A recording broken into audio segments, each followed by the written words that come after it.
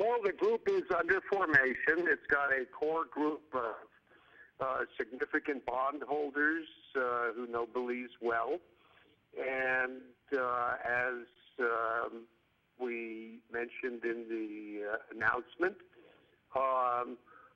we are acting in response to what the government says. Its intention is to seek some sort of a restructuring and welcoming the formation of a committee.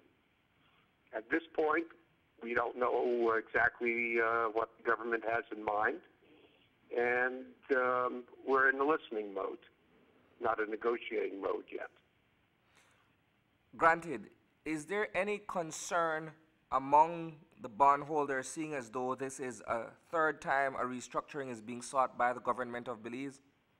Yes, I think it's fair to say there's some concern.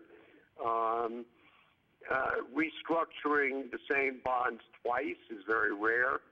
Restructuring 3 times is, I think, perhaps unprecedented. So there's concern why, and we want to, we're open to listening to more. Can you speak to us with some degree of certainty? You haven't gotten a chance as yet to listen to what the government has to say. You mentioned to me that you guys are still open to hearing what the government has to propose. Is there any position insofar as the bondholders going into this meeting or into this listening process?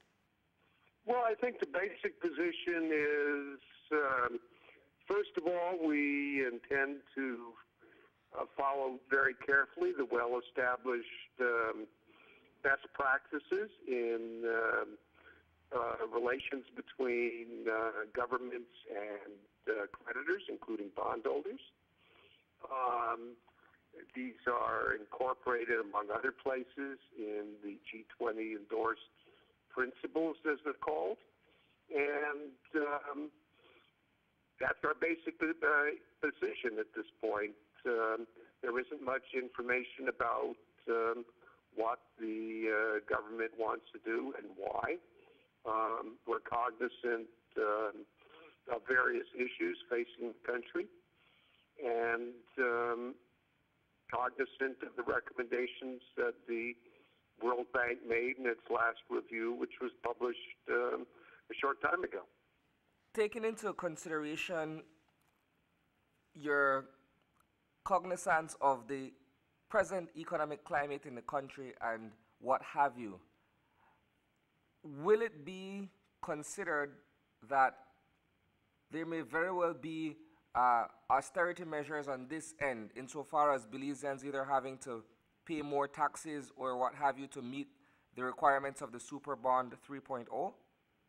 Well, I think that in the IMF report they lay out a variety of measures, both in the terms of fiscal side and in terms of structural measures which could have a significant impact on growth. And so we're cognizant of all of that. But the issues that are laid out in the IMF report go well beyond the bonds. There are a number of other pressures on the balance of payments, on the fiscal, that go well beyond the bonds. At this point, it's not clear why the focus is on that.